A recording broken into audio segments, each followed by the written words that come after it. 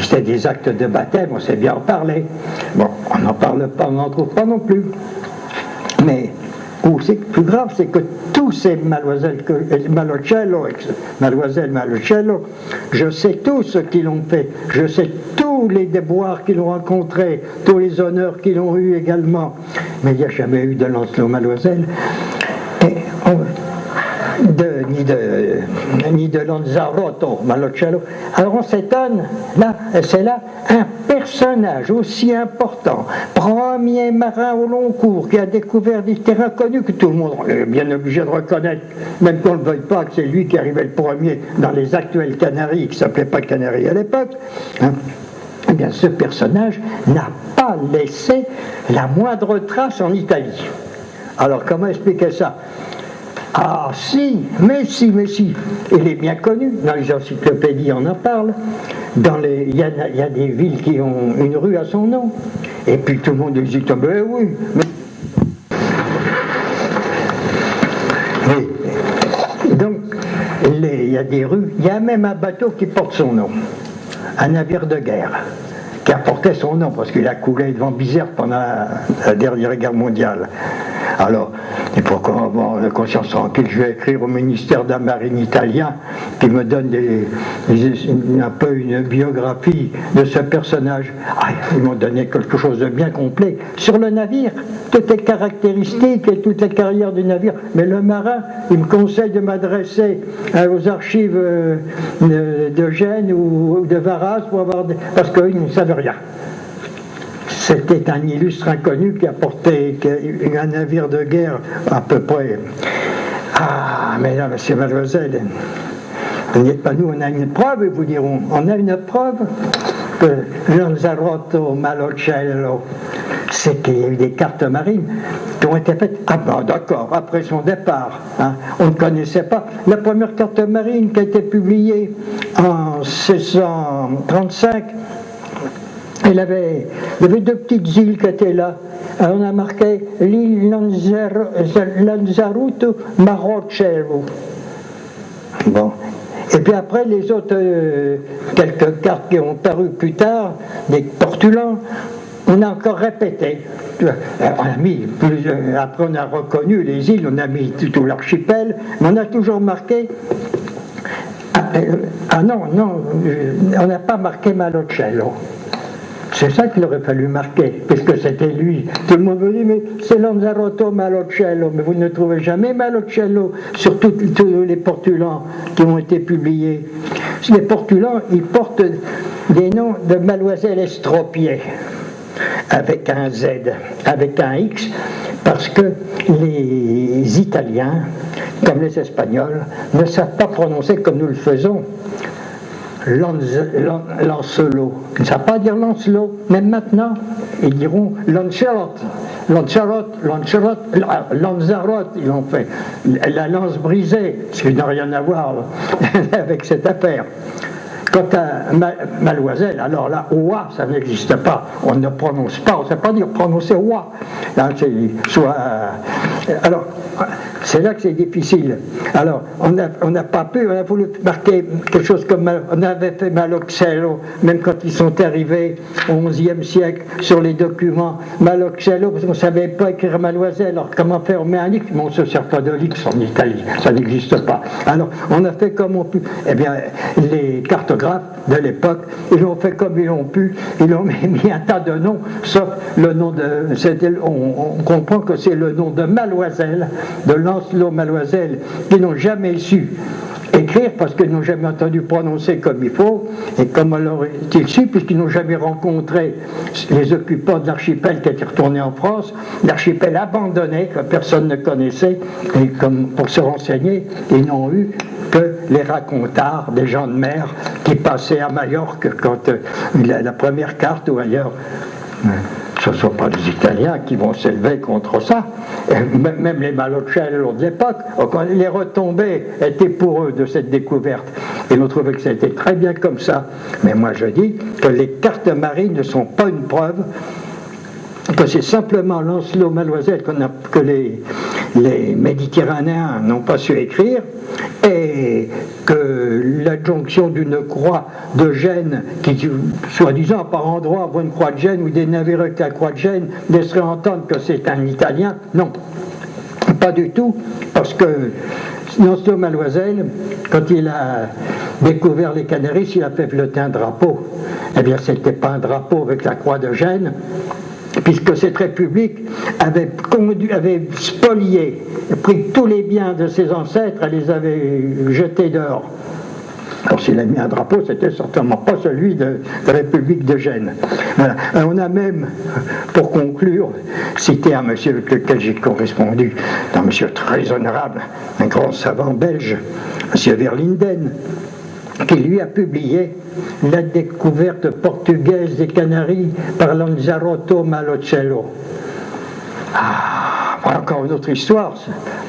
Alors pour lui, Lancelot Maloisel, c'était un monsieur qui travaillait pour le roi du Portugal, un marin, travaillait pour le roi du Portugal et qui a découvert les Canaries. Mais il aurait été tué là à une certaine époque, mais lui il le fait mourir une deuxième fois 50 ans plus tard. Il le fait mourir 2 fois, quoi que je ne regarde pas aux anecdotes. Il l'envoie même se promener en France, je ne sais pas où. Et c'est un personnage un peu bizarre. Et je me suis renseigné, j'ai fait faire des enquêtes au Portugal, parce que lui, il ne cite jamais le nom d'aucun document qui porte le nom de Lancelot Maloisel, Lanzarote Malocello, aucun document. C'est des trucs qu'il invente comme ça, oui, un Génois, mais il ne donne pas de nom. Il ne peut pas donner de nom, parce que moi, l'enquête que j'ai fait faire au Portugal par la direction des archives m'a démontré qu'il était complètement ignoré, une figure dans aucun document des archives de la chancellerie des différents rois d'Espagne de l'époque, pas plus que dans les rôles d'équipage.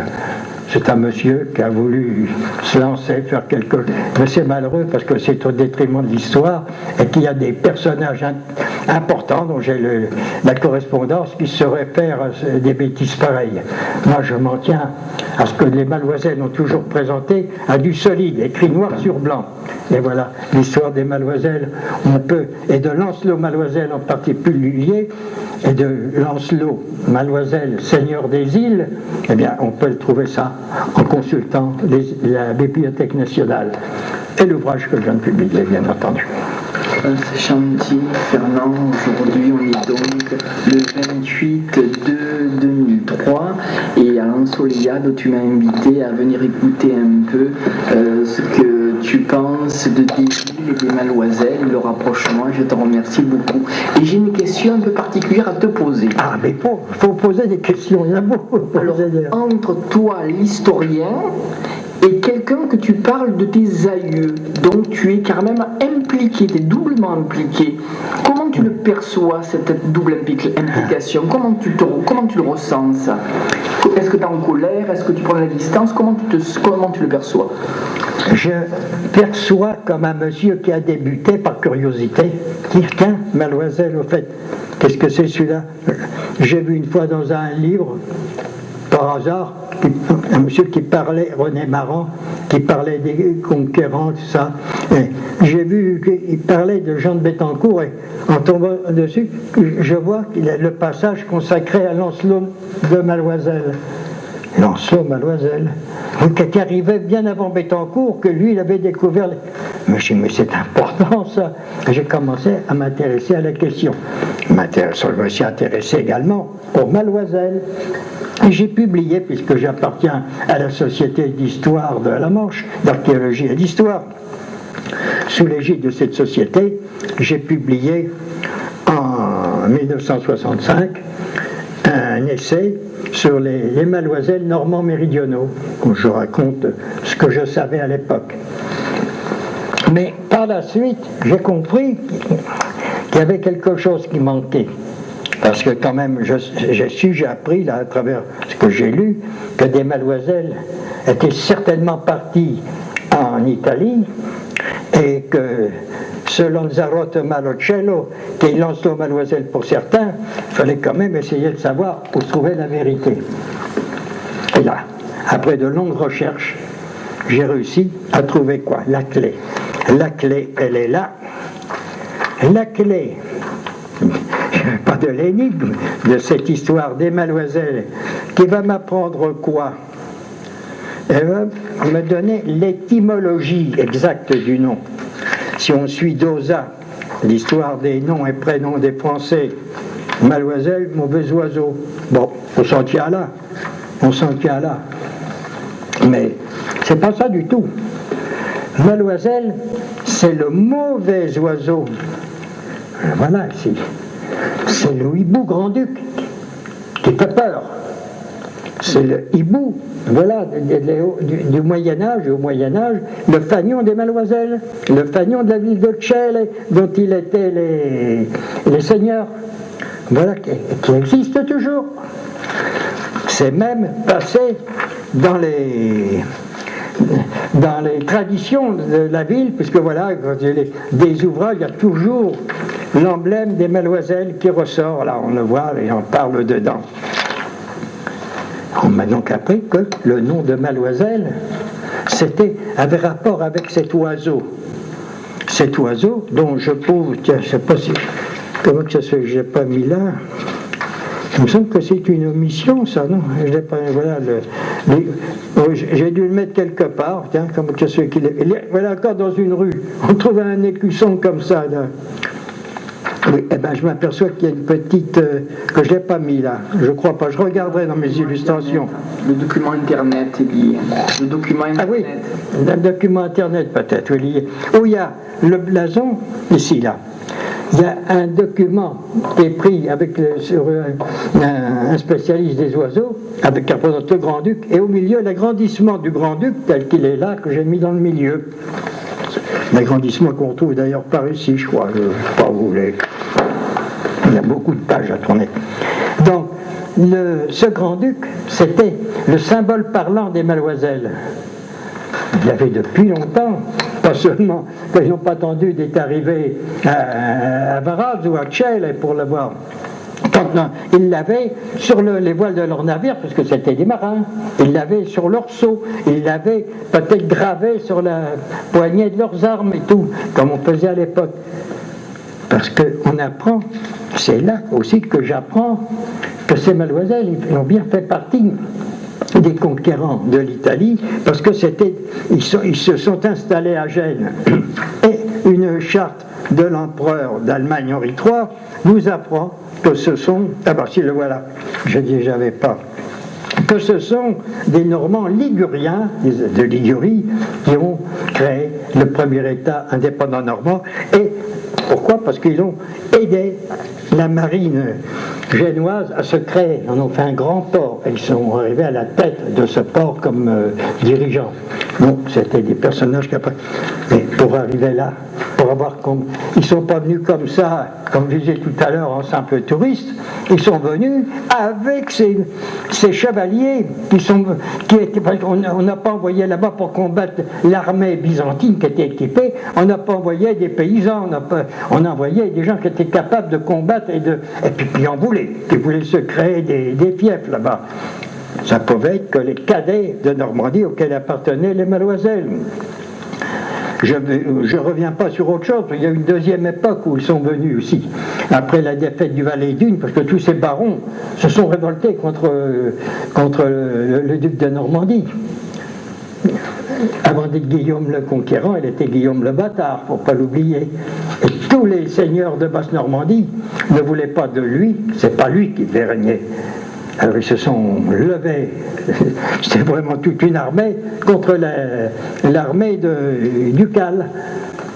L'armée ducale se sont bien résisté, mais c'est que le roi de France il s'était mis aux côtés du duc avec son armée pour empêcher les rebelles de triompher, parce qu'il ne voulait pas voir revenir les Vikings d'autrefois qui pillaient tout, qui rançonnaient tout. Et donc, voilà. Donc il y a eu une deuxième roche des exilés, parce que là, ils ont perdu leur bien, ceux-là. Les Mademoiselles aussi. Le grand-duc, il a laissé ses plumes là-bas. Ils sont tous partis vers d'autres cieux, vers la Bretagne ou vers l'Italie pour la plupart. Donc nous apprenons, et c'est là que je vais répondre à la question, je mets du temps pour répondre à ce qu'on me demande. J'ai donc compris que les Mademoiselles était parti là-bas avec ses levées de boucliers, avec tous ces jeunes seigneurs qui ont été enrôlés en Normandie et qui se sont retrouvés là, à faire des mercenaires et tout. Ils ont donc fait partie. C'était donc tous des descendants de vikings. C'était pas tous ceux qui ont obtenu des fiefs, c'était tous les descendants de vikings, tous ceux qui avaient combattu avec les ducs.